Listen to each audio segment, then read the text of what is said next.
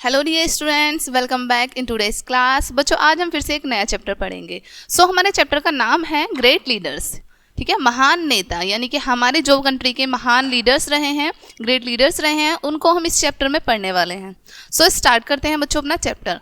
Firstly हम पढ़ेंगे महात्मा गांधी। ठीक है, यहाँ पर आपको उनकी इमेज भी दिखाई हुई है। ठीक है बच्चों, स्टार्ट करते हैं। Mohandas Karamchand Gandhi, popularly known as the father of the nation, was born on 2nd October 1869 at Porbandar in Gujarat. ठीक है, मोहनदास करमचंद गांधी जी हैं, जिनको राष्ट्रपिता के नाम से भी जाना जाता है। इनका जन्म 2 अक्टूबर 1869 में गुजरात के पोरबंदर में हुआ था। ठीक है, after finishing his early education in India, यानी कि अपनी प्राथमिक शिक्षा भारत में प्राप्त करने के बाद या फिर भारत में समाप्त करने के बाद he sailed to England in 1891 and qualified as barrister। वो यानी कि वो अपनी बैरिस्टर की उपाधि प्राप्त करने के लिए, ठीक है, बैरिस्टर करने के लिए, वो बैरिस्टर क्वालिफाइड करने के लिए वो 1891 में इंग्लैंड चले गए। ठीक है, in 1894 Gandhi went to South Africa in connection with a lawsuit, और 1894 में गांधी जी दक्षिण अफ्रीका एक कानूनी मुकदमे के सिलसिले में चले गए। The political career of Gandhi started in South Africa where the launched a civil disobedience movement against the maltreatment meted out of Asian settlers. और गांधी जी का जो पॉलिटिकल करियर है, जो राजनीतिक करियर है गांधी जी का, वो दक्षिण अफ्रीका से ही शुरू हुआ, जहाँ पर इन्होंने सविनय विज्ञान आंदोलन शुरू किया था। ठीक है, जहाँ पर इन्होंने सविनय विज्ञान आंदोलन माल ट्रीटमेंट मेथड पीपल के खिलाफ किया था। ठीक है, यानी यहाँ पर बच्चों आपको बताया गया है इन लाइंस में कि जो एशियाई प्रवासी लोग थे, उनके खिलाफ जो भी अत्याचार हो रहे थे, उनके लिए उन्होंने, यानी गांधी जी ने सविनय विज्ञान आंदोलन शुरू किया था, और यहीं से इनका पॉलिटिकल करियर भी शुरू हुआ।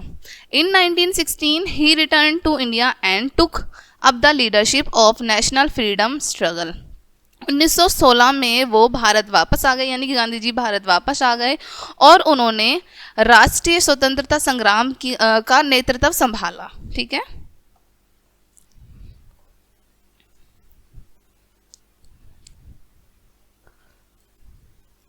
Gandhi ji launched many movement to force the British to concede India its independence. जी, गांधी जी ने अनेक आंदोलन चलाए ताकि वो ब्रिटिशों से इंडिया की जो स्वतंत्रता है, इंडिपेंडेंसी है, उसको वापस ले सकें। ठीक है, the well known movement were non cooperation movement 1920, civil disobedience movement 1930 and quit India movement 1942। यानी कि उनके जो मूवमेंट अधिकतर जाने जाते हैं, जैसे कि आपको पहला यहाँ पर बताया गया है नॉन कॉपरेशन मूवमेंट, यानी कि सविनय असहयोग आंदोलन जो कि 1920 में चलाया गया, असहयोग आंदोलन जो 1930 में चलाया गया, और भारत छोड़ो आंदोलन जो 1942 में चलाया। ठीक है, यानी कि ये इनके फेमस आंदोलन थे जो इन्होंने अंग्रेजों के खिलाफ चलाए थे। ठीक है, यानी ब्रिटिश के खिलाफ चलाए थे। The British pass the royal act in 1990 to deal with the revolutionaries, यानी ब्रिटिशों ने क्रांतिकारियों से डील करने के लिए 1919 में रॉयल एक्ट पास किया, यानी रॉयल एक्ट पारित किया। Gandhi ji made the royal act in an issue and appealed to the people to observe peacefully demonstration on April 6, 1919, यानी कि 6 अप्रैल 1919 को गांधी जी ने सभी लोगों से शांतिपूर्वक धरना देने के लिए, यानी कि रॉयल एक्ट के खिलाफ शांतिपूर्वक धरना देने के लिए अपील की। ठीक है, which made the tremendous response, जिसका उनको रिस्पॉन्स जो है बहुत अच्छा मिला। It led to mass documentaries in Punjab and Delhi, और ये जो क्रांति, यानी ये जो आंदोलन चले थे वो पंजाब और दिल्ली से चले थे। ठीक है, the Jallianwala massacres 1990 was sequel to the education, और जो जलियांवाला हत्याकांड था वो भी इन्हीं आंदोलन का परिणाम था। Gandhi ji then launched a non cooperation movement in 1920 against to the British rule. उसके बाद फिर से गांधी जी ने असहयोग आंदोलन चलाया 1920 में ब्रिटिशों के खिलाफ। आफ्टर द डेथ ऑफ बाल गंगाधर तिलक इन 1920, यानी कि बाल गंगाधर तिलक की मृत्यु होने के बाद, ठीक है, 1920 में बाल गंगाधर तिलक की मृत्यु होने के बाद Gandhi ji became the sole navigator of the Congress. तो गांधी जी जो हैं कांग्रेस के मुख्य यानी कि एकमात्र सहारा बन गए, ठीक है, कांग्रेस की जो पार्टी थी उसके एकमात्र सहारा बन गए। On 12th March 1930, Gandhi ji started civil disobedience movement with his famous Dandi March to break the salt law। यानी नमक कानून को तोड़ने के लिए गांधी जी ने सविनय अवज्ञा आंदोलन चलाया, ठीक है। नमक कानून को तोड़ने के लिए 1930 में गांधी जी ने अपने प्रसिद्ध मार्ग यानी कि उनका प्रसिद्ध मार्ग था डांडी मार्च, उस पर उन्होंने नमक कानून को तोड़ने के लिए सविनय अवज्ञा आंदोलन चलाया। Many leaders and person were arrested. और उस आंदोलन को चलाने के दौरान बहुत सारे नेता और लोगों को अरेस्ट कर लिया गया यानी कि पकड़ लिया गया। Then followed the Gandhi Irwin pact, a political agreement signed by Gandhi ji and then the viceroy of India. उसके बाद जो इरविन पैक्ट था, ठीक है, उस पर गांधी जी और वायसरॉय द्वारा सिग्नेचर किए गए, ठीक है। Lord Irwin on 5 March 1931 for the participation of Congress in the second round table conference, ठीक है। और द्वितीय गोलमेज सभा जब हुई उसमें जब पार्टिसिपेशन हुआ कांग्रेस का, तो उस पर गांधी जी और वायसरॉय द्वारा सिग्नेचर किए गए थे। The main provision among many others were as follows. और उन्हीं के जो प्रोविज़न हैं यहाँ पर आपको नीचे बताए गए हैं कुछ, ठीक है।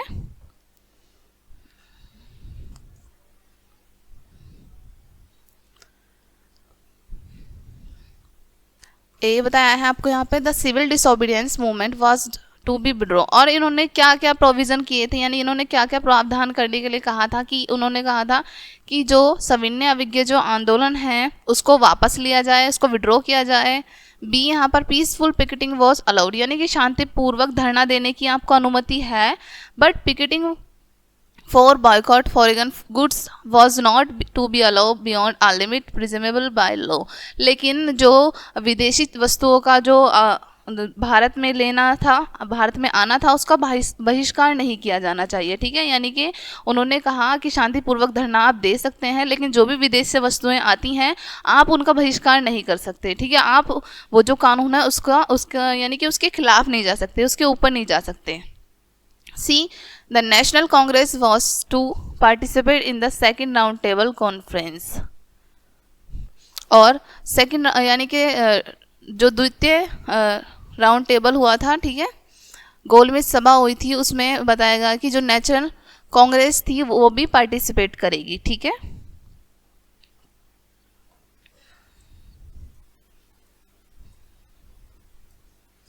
डी है यहाँ पर notification declaring association unlawful were to be withdraw, यानी कि जो भी अनलॉफुल नोटिफिकेशन थे उन सभी को विड्रॉ किया जाना चाहिए, यानी कि वापस लिया जाना चाहिए।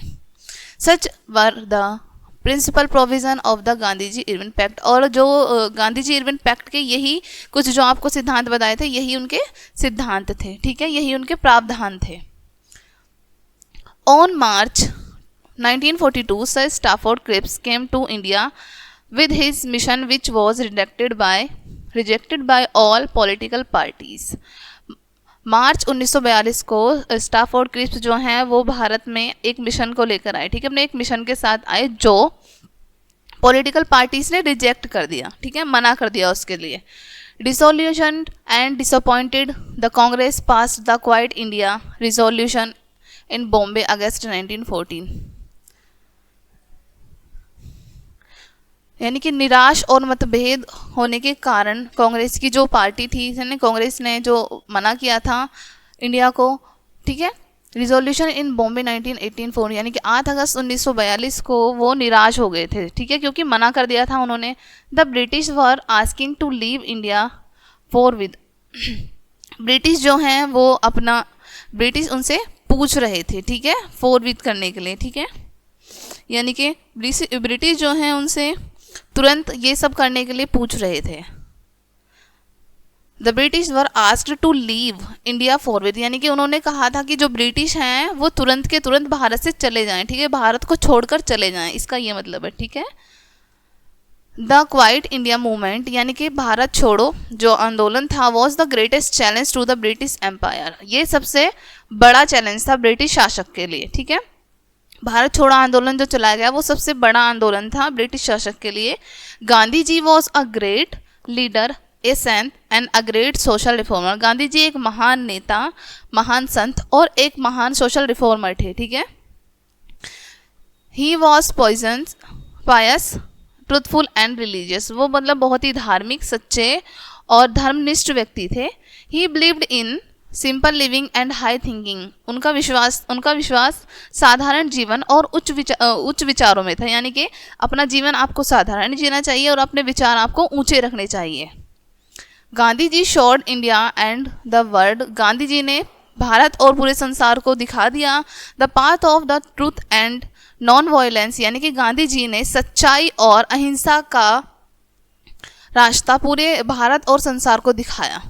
According to him, Gandhi ji के अनुसार India's real ambition depends on स्वदेशी, यानी कि गांधी जी के अनुसार भारत का जो वास्तविक स्वतंत्रता है वो उनकी स्वदेशी पर निर्भर करती है, यानी कि अपनी ही चीज़ों को यूज़ करना चाहिए, ठीक है। जैसे बताया गया यहाँ पर बॉयकॉट ऑफ फॉरेन गुड्स, यानी कि जो भी बाहर से, विदेश से जो भी वस्तुएं आती थी उनका बहिष्कार किया जाना चाहिए और उसकी जगह पर जो खादी है, यानी कि जैसे बताया जाता है कि गांधी जी वस्त्र भी खादी के पहनते थे, है ना, तो जो खादी है उसको इनकरेज करना चाहिए, उसको बढ़ावा मिलना चाहिए। जो भी विलेज या फिर कॉटेज इंडस्ट्री में जो भी कुटीर उद्योग होते हैं, यानी छोटे छोटे जो उद्योग होते हैं और जो भी गाँव में काम होते हैं उनको इनकरेज करना चाहिए, यानी उनको बढ़ावा मिलना चाहिए।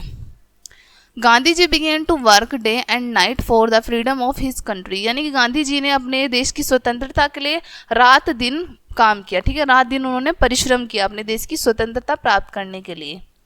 ही and his brave followers went to jail again and again, suffered terrible hardship.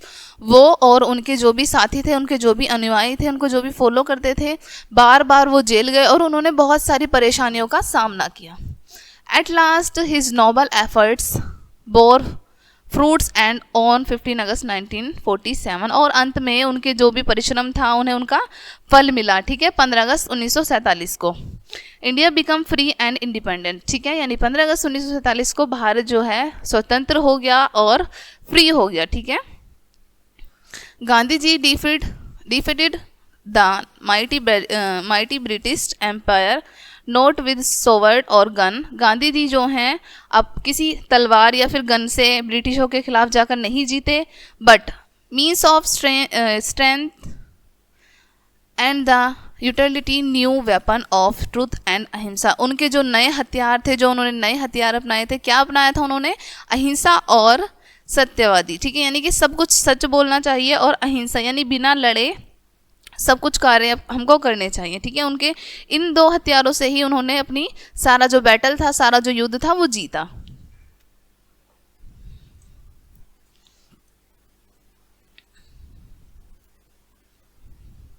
Gandhi ji always stood for communal harmony. Gandhi ji हमेशा जो हैं वो सांप्रदायिक सद्भावना के लिए खड़े रहते थे, ठीक है। गांधी जी हमेशा सांप्रदायिक सद्भावना के लिए खड़े रहते थे। He was shot thrice in the chest at point blank मैंग्ड by religious fanatic Nathuram Vinayak Godse on 30 January 1948, और 30 जनवरी 1948 को नथुराम विनायक गोडसे ने उनके चेस्ट में यानी कि उनके छाती पर गोली चला दी, ठीक है।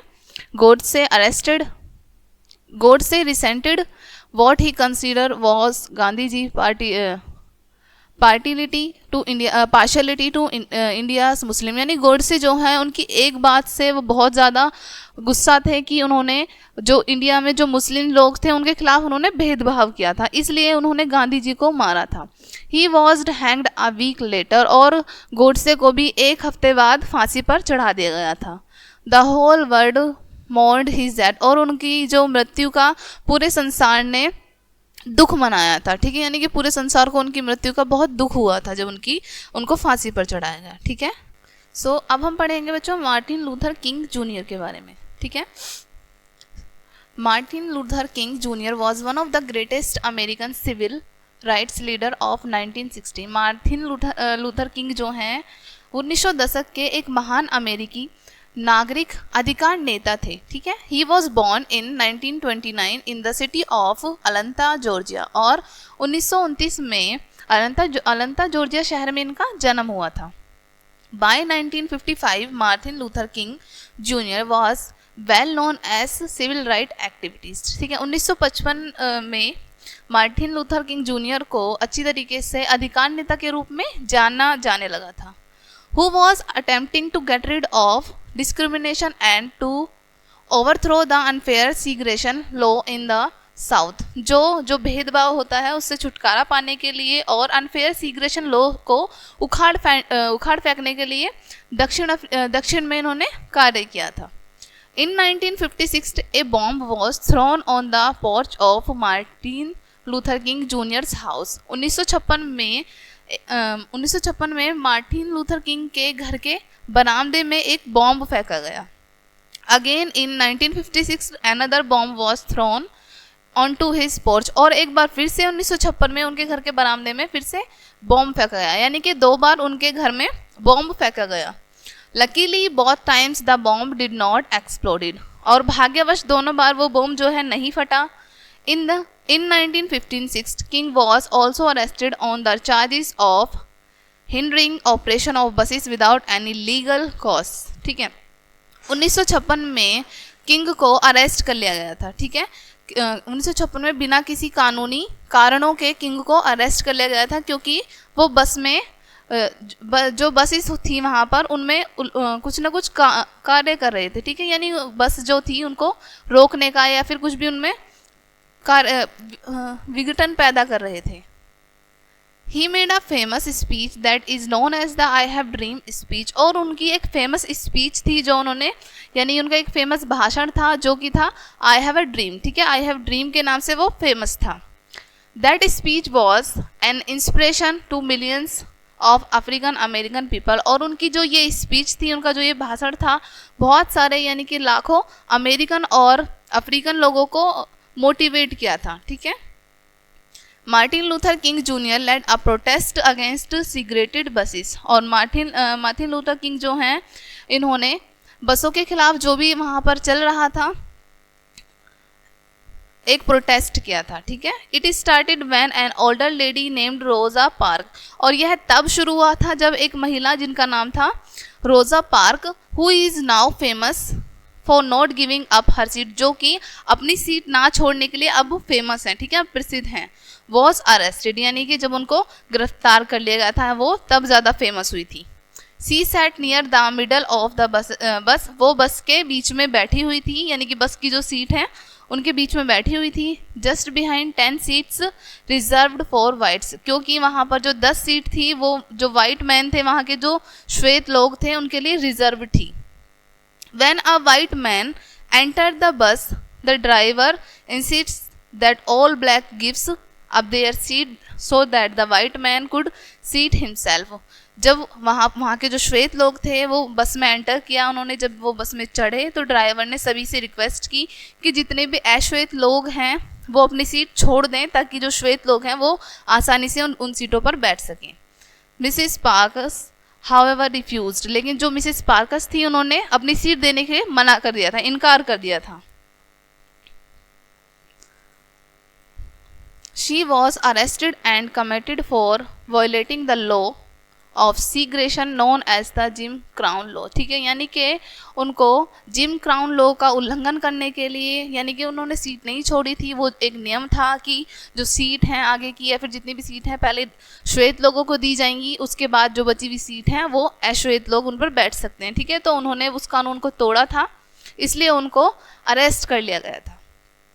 Martin Luther King Junior was a very powerful speaker, ठीक है। यानी कि मार्टिन लूथर किंग जो है वो एक बहुत ही पावरफुल स्पीकर थे, स्पीकर यानी कि अधिवक्ता। And was elected as the leader of Montgomery improvement association, ठीक है। और उनको लीडर के रूप में चुन लिया गया था मोंटोगोमरी इम्प्रूवमेंट एसोसिएशन में, ठीक है, जिसकी फुल फॉर्म ये है, ठीक है, MIA, which was formed on 5 अगस्त, जो कि जिसकी स्थापना जो हुई थी 5 दिसंबर को हुई थी। 1955 by black minister and community leaders in Montgomery Alabama. ठीक है, 1955 में जो भी अश्वेत मिनिस्टर थे वहाँ के और जो भी कम्युनिटी लीडर्स थे वो सभी मोंटोगोमरी अल्बामा में। ठीक है, he wrote a book stride toward freedom, और उन्होंने एक बुक भी लिखी, ठीक है, जिसका नाम यहाँ पर बताया गया है stride toward freedom. The Montgomery story, this book is important, यानी ये जो बुक थी वो बहुत ज़्यादा महत्वपूर्ण थी। ठीक है, as it helps the student, साथ ही साथ यानी कि ये स्टूडेंट्स थे जो भी वहाँ के छात्र थे उनकी मदद करती to understand the Montgomery bus boycott as well as to help them to understand the struggle King endured. ठीक है, यानी कि जो भी स्टूडेंट्स थे वहाँ के, जो भी छात्र थे, वो ये समझने में उनकी मदद करती ये किताब की बसों का, जितनी भी बसें हैं उन सभी का बहिष्कार किया जाना चाहिए, और जो किंग थे उनके स्ट्रगल को भी वो अच्छे से समझ पाते हैं उस किताब के जरिए। After the protest started by the रोजा पार्क इशू, यानी कि रोजा पार्क के द्वारा जो भी विरोध किए गए थे, Martin Luther King junior encourage others to boycott the segregated buses also. तो मार्टिन लूथर किंग ने सभी को इनकरेज किया कि जितनी भी सिगरेटेड बसेस हैं, यानी कि जो भी भेदभाव हो रहे हैं बसों में, उन सभी को बायकॉट कर दिया जाए, यानी उन सभी का बहिष्कार कर दिया जाए। आफ्टर द प्रोटेस्ट एंडेड, यानी कि जैसे ही वो विरोध खत्म हुआ, angry white people tried to kill Martin Luther King. जो भी एंग्री वाइट पीपल थे, यानी कि जितने भी गुस्सेल सफ़ेद लोग थे जिनको गुस्सा आया हुआ था बहुत ज़्यादा, उन सभी ने मार्टिन लूथर किंग को मारने का प्रयास किया। बाय बॉम्बिंग हिज हाउस, उनके घर में बॉम्ब फेंका गया। ठीक है, but the attempt were unsuccessful, लेकिन जो उनका अटैम्प्ट था, उनका जो प्रयास था वो सक्सेसफुल नहीं हो पाया, यानी कि वो विफल रहे। In 1968, Martin Luther King Jr. was giving a speech in Memphis, Tennessee called I have been to the mountain top। ठीक है, यानी कि 1968 में मार्टिन लूथर किंग एक स्पीच दे रहे थे। ठीक है, जो यहाँ पर आपको उसका नाम बताया गया था, मेम्फिस टेनेसी। ठीक है, I have been the mountain top, यानी कि मैं सबसे ऊंचाई पर पहुंचना चाहता हूं। ठीक है, in front of the huge crowd, एक बहुत बड़ी भीड़ के सामने वो स्पीच दे रहे थे। एन एस्केप्ड कन्विक्ट, यानी कि एक जेल से भागा हुआ अपराधी, जिसका नाम बताया गया है आपको James early Roy, shoot him, उन्होंने उनको शूट कर दिया। ठीक है, एक जेल से भागे हुए अपराधी जिसका नाम बताया है यहाँ पे जेम्स अर्ली रॉय ने उनको शूट कर दिया, उनको गोली मार दी। The speech was strike American garbage man, यानी कि जो स्पीच यानी जो भाषण वो दे रहे थे वो अफ्रीकी और अमेरिकी लोगों को, यानी कि जो लोग कूड़ा उठाते थे उन लोगों के लिए दे रहे थे। ही डाइड ऑन अप्रैल 4, 1608, और 4 अप्रैल 1968 को उनकी मृत्यु हो गई। The assassin was convicted, the sentenced only 9 years in jail, यानी कि जो अपराधी जो था उसको पकड़ लिया गया और उसको केवल 9 साल की सजा दी गई। ठीक है बच्चों, अब हम पढ़ेंगे लाल बहादुर शास्त्री के बारे में। ठीक है, अब हम पढ़ने वाले हैं लाल बहादुर शास्त्री के बारे में। On October 2, 1904, 7 miles from Kashi, a little boy was born to agriculturalist parents Sharda Prasad and Ramdulari Devi. 2 अक्टूबर 1904 में काशी से 7 मील दूर एक कृषि परिवार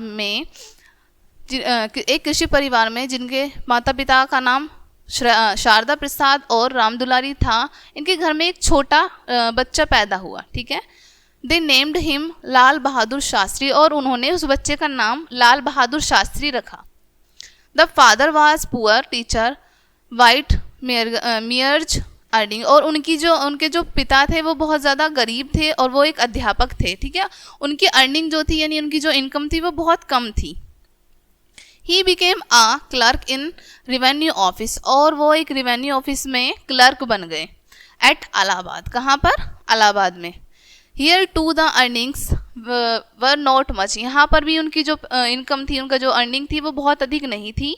ही always lived a life honesty and integrity, उन्होंने अपना जो जीवन है बहुत ईमानदारी और श्रम से गुजारा। ठीक है, Shastri ji was affectionately called नन्हे विच मीन्ट टाइनी, यानी कि शास्त्री जी को सभी लोग प्यार से नन्हे बोलते थे, ठीक है, जिसका मतलब है छोटा। Shastri ji was highly influenced by Gandhi ji, Shastri ji जो हैं वो गांधी जी से बहुत इन्फ्लुएंस थे, ठीक है, यानी उनका उन पर बहुत प्रभाव था। He revered Bal Gangadhar Tilak for his words swaraj is our beings, यानी कि वो बाल गंगाधर तिलक के एक प्रसिद्ध नारे से बहुत ज़्यादा मोटिवेट थे, जो था स्वराज हमारा जन्मसिद्ध अधिकार है, ठीक है।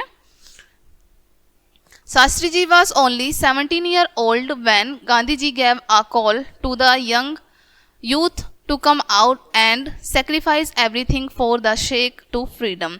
गांधी जी सिर्फ 17 साल के शास्त्री जी सिर्फ 17 साल के थे जब गांधी जी ने युवाओं को अपने पास मतलब बुलाया, यानी कि जो भी सेक्रीफाइस करना चाहता है स्वतंत्रता के लिए, जो भी आगे बढ़ना चाहता है, उन युवाओं को अपने पास गांधी जी ने बुलाया। Shastri ji gave up school and join the freedom movement, यानी कि शास्त्री जी ने उस टाइम पर जब वो उनकी एज 17 की थी, उन्होंने अपना स्कूल छोड़ दिया और वो स्वतंत्रता आंदोलन में शामिल हो गए। He became a student of Kashi Vidyapeeth, और वो काशी विद्यापीठ में छात्र यानी कि वहाँ पर उन्होंने एडमिशन ले लिया, वहाँ के वो छात्र बन गए। एट द एज ऑफ 22, यानी कि 22 साल की उम्र में he got the degree of Shastri, ठीक है, उन्हें शास्त्री की उपाधि प्राप्त हो गई।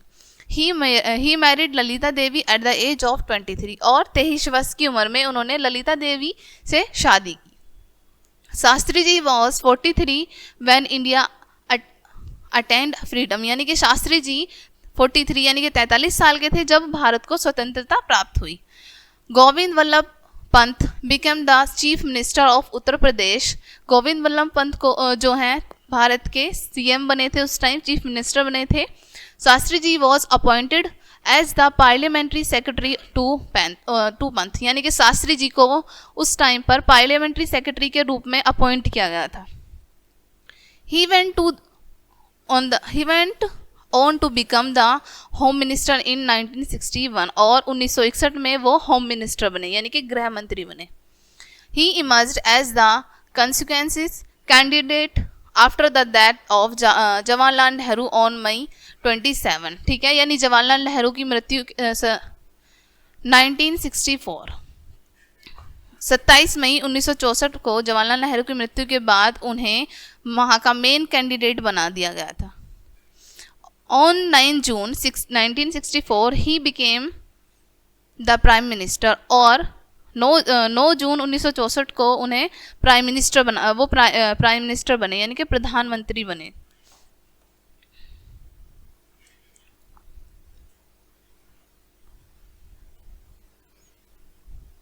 In 1965, Pakistan started aggressive war in run of Kutch in Gujarat।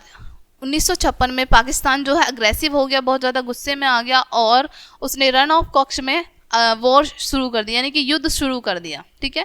Shastri ji faced the problem with fact, Shastri ji ने बहुत ही अच्छे से उस प्रॉब्लम का सामना किया, यानी कि उस परेशानी को बहुत अच्छे से संभाला।